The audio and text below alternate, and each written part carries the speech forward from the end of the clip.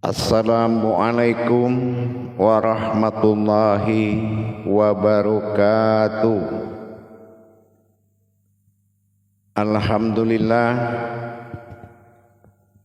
alhamdulillahi rabbil alamin. Assalatu wassalamu ala asrafil anbiya'i wal mursalin, sayyidina wa maulana Muhammadin. Ashhadu an la ilaha illallah wa ashhadu anna Muhammadar Rasulullah. Allahumma salli ala sayyidina Muhammad, Muhammadun musyabihil wal ikram, ya wal jalila wal ikram, wa tahirin wal mujahidina, amma ba'du. Ibadullah wa ittaqullah. Bersyukur kita kehadiran Allah dengan mengucapkan alhamdulillahi rabbil alamin atas segala limpahan karunia rahmah dan hidayahnya, serta dengan izin dan ridhonya kita dapat menjalankan amanahnya, beramal dan beribadah zahir batin dunia dan akhirat. Bersalam kita takkan terlupakan, marilah sama-sama kita sampaikan kepada junjungan kita Nabi Allah, Nabiul Akhirul Zaman, Rasulullah Muhammad sallallahu alaihi wasallam. Atasnya kalimahnya kita kalamkan dengan membacakan Allahumma sholli ala sayyidina Muhammad wa ala alihi sayyidina Muhammad. Alhamdulillah bertemu lagi dengan saya Guru Mursyid Syekh Nur Muhammad Buya Irwan Maulana Al-Khalidi, Pasaman, Sumatera Barat. Tentunya dalam rangka meningkatkan iman dan takwa kita kepada Allah, agar terijabah segala perbuatan ibadah kita. Dengan adanya meningkatkan kuantitas diri kita menuju kualitas ibadah, tentulah dengan bertolabul ilmi, dengan belajar menuntut ilmu, terutama dalam makom tauhid, asal awal dari rukun Islam, akan menjabarkan kepada tajalli rukun Islam yang 5. InsyaAllah dalam makom majelis zikir Ma'rifatullah Indonesia, dalam wadah sarana tayangan syiar kita melalui YouTube Buya Pasaman Timur, yang akan selalu berbagi dan kupas tuntas tentang hakikat ilmu, amal dan ibadah. InsyaAllah para hadirin dan para hadirat, kaum muslimin dan muslimat, sahabatku, kerabatku seiman, jamaah semuanya, rahimakumullah. Dalam pertemuan yang sangat kita muliakan waktu dan tempat ini dan kesempatan yang diberikan oleh Allah, marilah kita berbagi wawasan dan ilmu pengetahuan. Sekali lagi, seperti biasa saya sampaikan, berbagi bukan karena banyak, meskipun itu sedikit, tapi keikhlasannya yang menjadi utama. Itu yang menjadi utamanya. Bagi yang sudah memahami dan sangat mengerti, alhamdulillah, saya hanya mengingatkan agar tidak lupa. Tapi bagi yang belum sama sekali memahami yang akan kita bahas dan kita sampaikan dalam pertemuan ini, mudah-mudahan bisa kembali belajar dengan benar. Jamaah hadirin dan hadirat dimanapun berada, rahimakumullah. Di dalam kita menjalankan ibadah tauhid ini, pastilah kita mengutamakan sebuah kodrat. Menjadi pencarian dari seluruh jagat raya bumi Allah ini, yaitu mencari Tuhan dengan diri, mencari diri dengan Tuhan. Ini menjadi suatu sebuah tajali atau sebuah perjalanan. Tetapi dalam hal ini apakah kita sudah mengerti apa yang dimaksud dengan diri? Dari mana kita dapat kata-kata awal diri tadi? Dan bahasa diri ini dari mana kita bisa mendapatkan kebenarannya? Diri apa yang dimaksud? Apakah diri ini seperti riwayat manusia melihat dirinya? Atau ada sebuah kodrat yang bernama diri? Inilah yang harus kita perjelas. Memang pada hadits qudsi Allah selalu Allah katakan wala zinna jahadu fitna lahadiyahum subulana. Bersungguh-sungguhlah mencari jalanku, maka akan ku perlihatkan kepadamu. Didukung lagi oleh qudsi Allah. Dari surat Ankabut tadi didukung oleh qudsi Allah. Man arafa nafsahu wa qad araha rabbahu. Ini dikatakan ejaan lama. Artinya man arafa nafsahu, barang siapa yang mengenal diriku, wa qad araha rabbahu, maka dia akan mengenal ketuhanannya. Siapa Tuhannya? Kenapa Allah mengatakan mencari diri? Karena ini adalah tingkat penciptaan dan tingkat yang dijadikan. Ini unsur umatnya berbeda. Ada yang dijadikan dari ciptaan yang bersifat makhluk pada alam semesta. Ada yang dijadikan yang bersifat umat dari kejadian yang dijadikan. Sesuatu yang jadi maka terjadilah dalam kun fayakun. Ini yang terjadi ini dilihat dari fayakun, yaitu hal yang timbul dari batin ke dirinya. Makanya ada faya itu tuh kaun itu pakai waw, hu atau dia.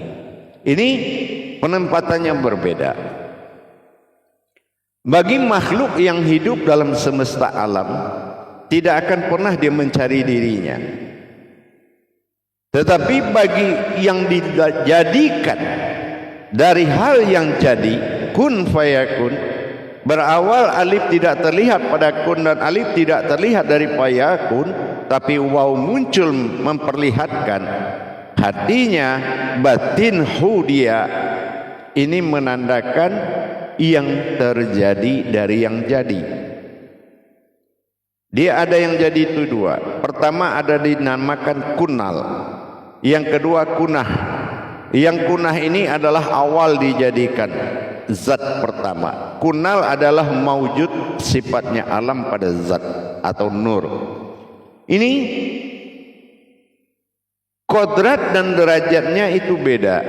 Itu diri. Nah ini yang dikatakan keakuan pada Tuhan, pada diri, disebut dengan naf. Nah itu keakuan, fa itu adalah rahasia atau batin rahasia atau rahasia syir. Jadi ini keakuan pada diri rahasia. Kenapa? Dia fa'yakun.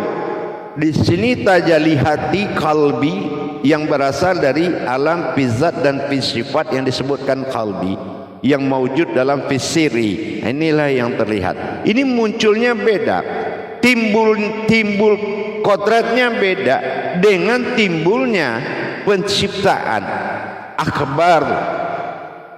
Nah, dari kebesaran yang berasal dari kekuasaan dan kekuatan, ini kodratnya beda. Aras, kursi dan keramat berbeda dengan penciptaan.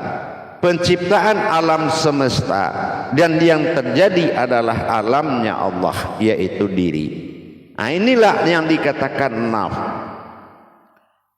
Allah menyelamatkan kedudukan seorang umat, seorang hamba dari makhluk.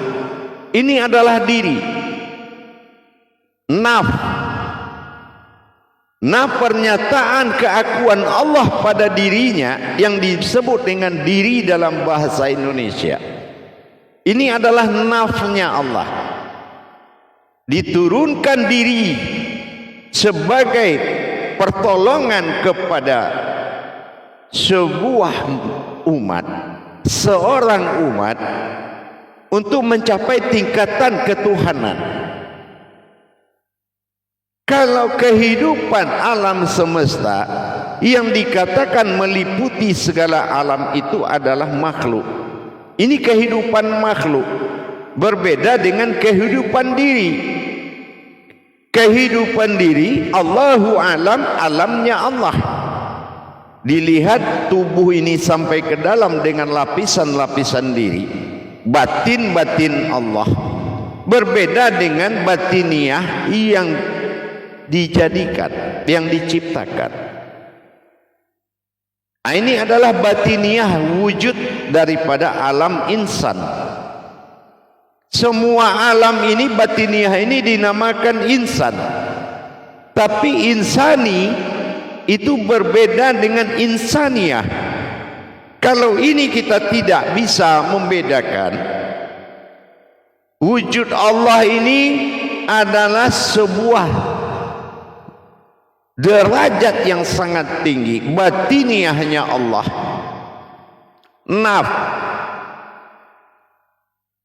hidupnya hayat, wujudnya hayyun, kodratnya qayyum. Hayat kehidupan, hayyun yang hidup, qayyum yang menghidupkan. Ini berbeda. Nafkah, kehidupan, rezeki, maut, semua itu beda dengan penciptaan, keinsaniahan alam makhluk bagi Allah.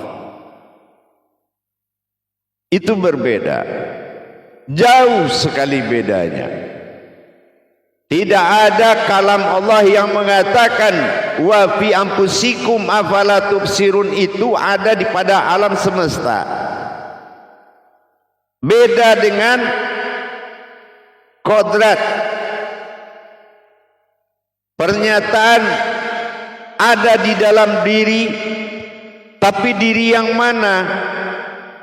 Nah ini. Jadi apa yang dikatakan kodrat diri?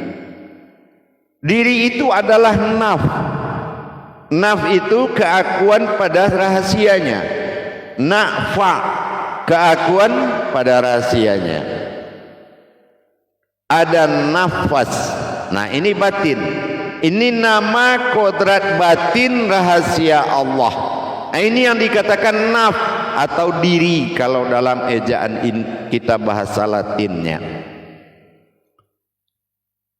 Ada nafas pada tubuh, ada nafas pada batin, ada nafsahu pada diri, ada nafsu pada alam, dan nafsihi pada kodrat wujudnya. Banyak batin-batin yang berkodrat diri atau naf. Inilah yang menyelamatkan apabila memang kita mencari diri dan Tuhan, dapat diri ketemu Tuhan, dapat Tuhan ketemu diri. Ini naf namanya. Ya, ini naf. Jadi kita menjalankan mana kodrat diri, naf atau deretan batin kata Allah tadi. Napas, tanapas, ampas, nufus, dan tajali diri lainnya. Ini sudah berangkat kepada kehambaan. Tapi kalau di alam semesta dalam penciptaan, itu sudah mencakup kepada makhluk.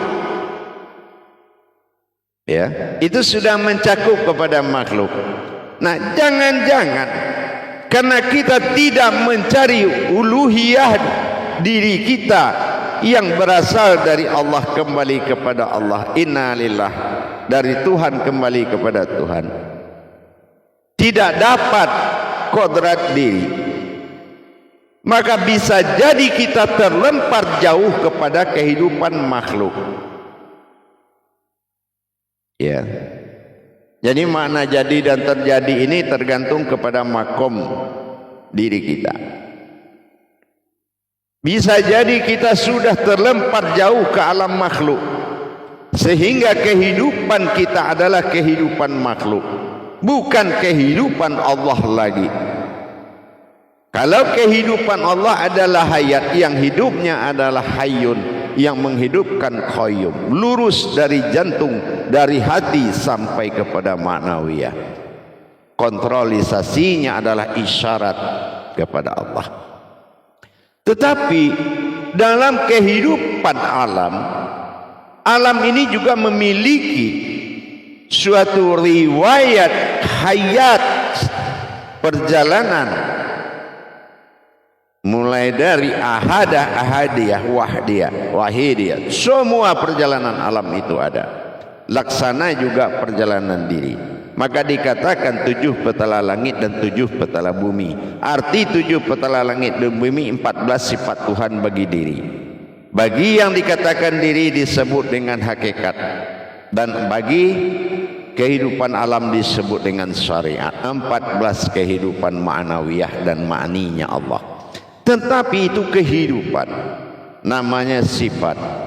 Tapi bersifatnya sifat pada sifat itu menandakan perbedaan derajat kodrat diri. Kalau yang bersifat pada sifat adalah wujud Allah, keakuan semata pada diri, beda dengan kehidupan alam. Nah, ini alam adalah al-maidah yang bersifat menghidangkan apa yang khalifah Allah mau. Tapi banyak yang dikatakan istilah pembantu jadi tuan itu banyak. Apa yang dikatakan pembantu jadi tuan? Alam yang menentukan rezeki umat. Nah, inilah pembantu jadi tuan. Harusnya Al-Maidah alam ini menghidangkan, tetapi ternyata kita memohon bantuan kepada yang menghidangkan nasi kita. Nah, ini yang terbalik pola kehidupannya. Karena dia sudah terbalik pola hidupnya, maka Allah putus janji kepadanya, tidak mengabulkan janji-janjinya, apa yang telah dia ucapkan kepada keumatannya. Jadi mari kita mencari kebenaran, hakikat sebuah diri untuk mencapai sebuah hayat bagi keakuan yang bernama Allah. Jadi kalau kita tidak bisa menatap kehidupan Allah berbeda dengan kehidupan alam, ini Allahu alamnya sudah melainkan berbeda makom. Tidak bekerja, tidak makan. Tidak bekerja, tidak bisa bergerak kemana-mana. Seolah-olah kita seperti terinjak anak ayam. Semua di kaki. Mulai kaki di kaki, sayap di kaki, tangan di kaki, mata di kaki, mulut di kaki, enggak bergerak kaki, mati semuanya. Ini diakibatkan sudah berpindah. Allahu alam tadi menjadi alam semesta. Hakikat kehidupannya sudah berpindah, menyebabkan banyak keluhan-keluhan yang kita dengar. Kenapa? Karena tidak lagi dipelihara oleh Allah batin yang tersembunyi dalam nyawanya dan batak kodrat sir yang tersembunyi dalam kolbinya, batin yang terkodrat dalam jantungnya, mindah yang hidup dalam keningnya, ma'aninya dia tidak kenal lagi. Otomatis putus hubungannya dengan tauhid ilahiyah, maka putus segala petunjuk, putus wahyu, putus ilham, putus laduni, putus irhas, putus khodam. Yang tinggal apa? Sebuah wujud yang berdaging dan bernapas. Ini yang kita khawatirkan jangan terjadi. Maka selamatkan diri kita, hidup kita dengan diri, hayatnya diri. Hidup manusia hayatnya diri. Kalau dia tidak mendapatkan diri, ini yang dikatakan batin Allah tadi, nafnya tadi, maka dia tidak akan pernah mengetahui siapa Tuhannya. Dia tidak akan tahu siapa Tuhan bagi dirinya, karena tidak mungkin Tuhannya ada di gunung dan dimanapun, kecuali di dalam dirinya. dan mana dirinya yang bersifat alam, dan mana diri yang bersifat umat, mana diri yang bersifat hamba, mana diri yang bersifat hayat. Aku dalam prasangka umatku. Ini yang menjadi kenyataan. Tidak perlu kita cerita muluk-muluk. Perbuatan baik kepada Allah adalah ibadah, tapi kenyataannya perbuatan baik dijadikan tumpuan hidup dan mati. Tapi bukan kebaikan, bukan perbuatan baik yang menjadikan awal dan akhir, tapi kebenaranlah yang menjadikan awal dan akhir. Masa iman akan berangkat ke masa ilmu. Inilah yang dikatakan pengabdian ketuhanan. Meningkatkan kuantitas diri akan mendapatkan kualitas kehidupan sehingga menjadi perhatian Allah. Kita lihat yang dikalamkan oleh Allah di Al-Baqarah 269. Hikmahnya, kenapa di situ Allah mengatakan tidak akan kuberikan hikmah atau paham tentang sunnah dan diriku kepada orang yang tidak ku kehendaki, tapi akan kuberikan kepada orang yang ku kehendaki. Kenapa 269 bicara begitu Al-Baqarah? Karena di 268 sangat jelas dikhawatirkan manusia itu bertuhan karena ditakut-takuti oleh setan. Takut miskin, takut mati, takut kehilangan, dan ketakutannya melebihi takhluknya ke Tuhan. Maka dia beribadah. Nah, inilah yang sia-sia tadi.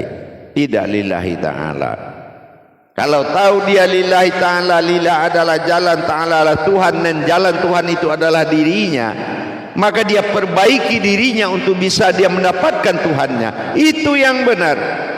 Bukan dengan menambah perbuatan baik yang berulang-ulang dilakukan tanpa tahu kebenarannya.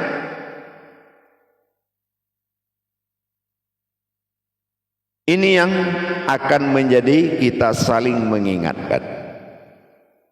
Kadang-kadang kita ada kebanggaan yang melebihi ria, dipercontohkan kepada kita yang dimanuti oleh semua umat karena kebutuhan ilmu, tapi kita melayani mereka seolah butuh kita, bukan butuh ilmu. Karena apa? Kita lebih membesarkan diri daripada ilmu Allah yang diamanahkan.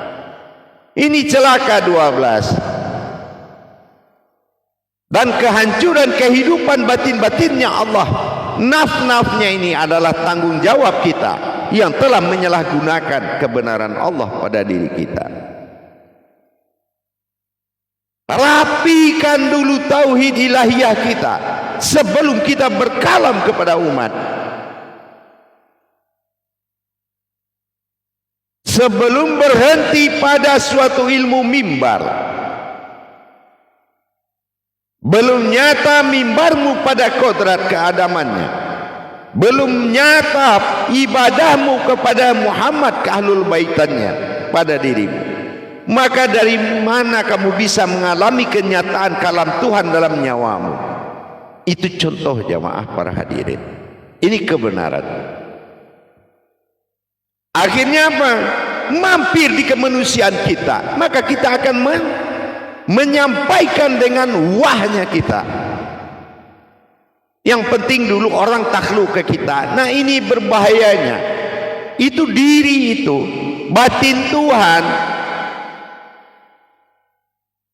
Jemaah, para hamba Allah, para umat Muhammad adalah orang yang diutus oleh Allah untuk mendapatkan jalan kepadanya, bukan orang bodoh yang ada di depan seorang guru. Bukan. Kita sama-sama batiniahnya Tuhan. Dia bukan orang bodoh tak tahu apa-apa, cuma orang yang lagi mengalami kelupaan, kelalaian, kealpaan terhadap Tuhan. Coba kalau ilmu tidur dalam iman, apa jadinya? Iman ini harus berjalan terus, meskipun di tingkat tauhidun, ketika di atasnya tauhidin, pengenalan diri sudah meninggalkan pengenalan nama. Akhirnya kita bertemu dengan diri. Dari dirilah kita mengenal Tuhan. Dari Tuhanlah kita mengenal akunya. Tauhidnya manusia itu tauhid Tuhan. Kalau kita beribadah kepada yang dikutuk atau yang dibinasakan, yang tidak hayun bako, yang kekal yang mana sih? Kenapa kita mengajak umat untuk beribadah ke tempat yang tidak kekal? Pelajari mana hayun bako tadi. Yang kekal, hidup kekal itu yang mana? Nah itu dia. Disitulah kita beribadah. Kalau beramalia dalam konteks iman bagus, tapi jangan lupa dirimu konteks Tuhan. Beriman harus mengimani, mengimani harus dijalankan dan ditingkatkan keimanan itu, bukan jalan di tempat. Ini yang dikatakan diri. Panggilan diri inilah yang harus benar-benar diutamakan.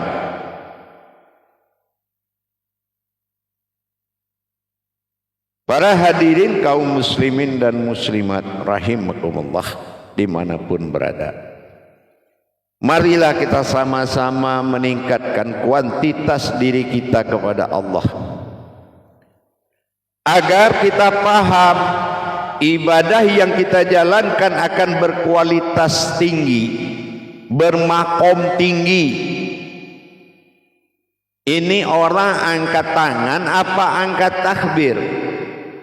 Kalau angkat tangan menyerah, kalau angkat takbir menyerahkan diri, bukan pasrah.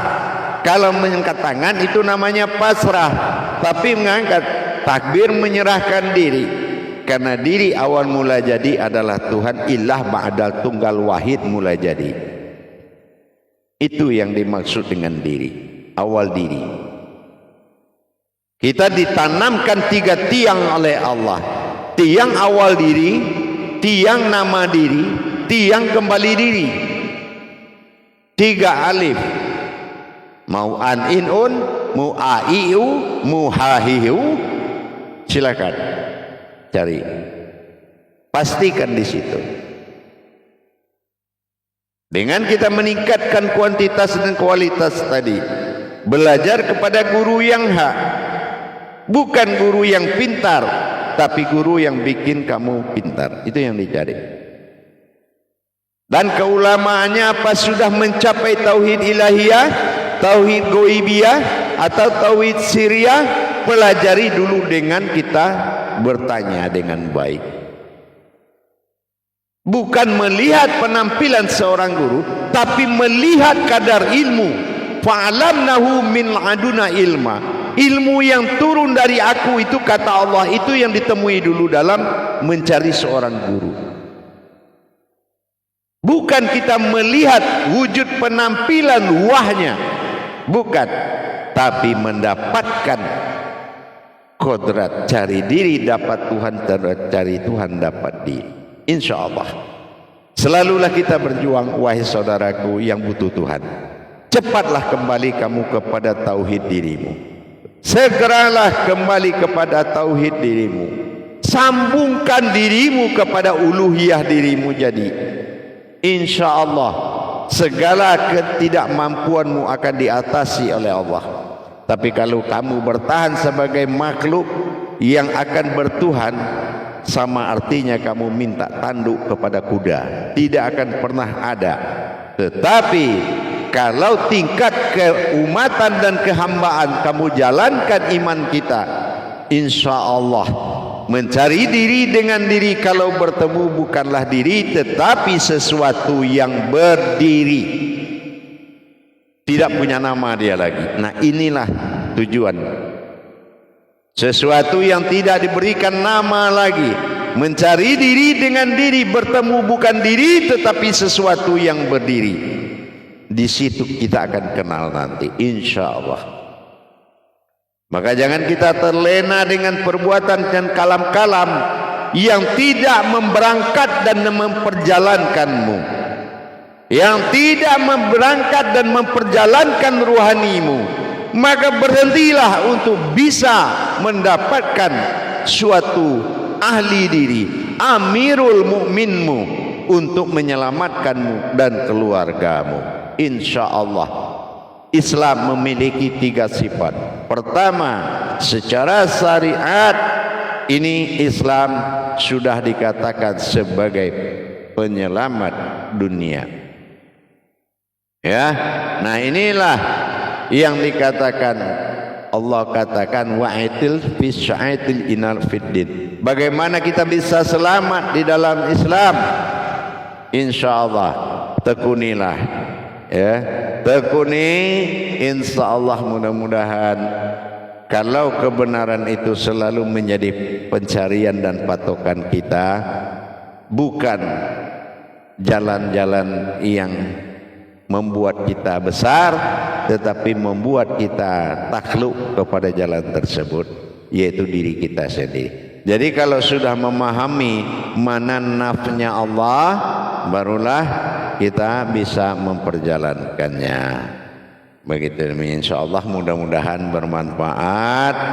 Tingkatkan selalu tauhid ilahiyahnya, bagaimana kita bisa muqarrabin, ya, menyatu gitu ya. Insyaallah mudah-mudahan menjadi sebuah jiwa dan raga, zahir dan batin, dan tempat dia bersifat. Insyaallah kemuliaan Tuhan ada pada dirimu. Tapi sebelum diri itu dapat, belum kita bisa menikmati kemuliaannya. Barakallahu ya Karim, ya Rahman, ya Rahim. Semoga bermanfaat buat kita bersama. Akhirul kalam, wabillahi taufiq wal hidayah. Assalamualaikum warahmatullahi wabarakatuh.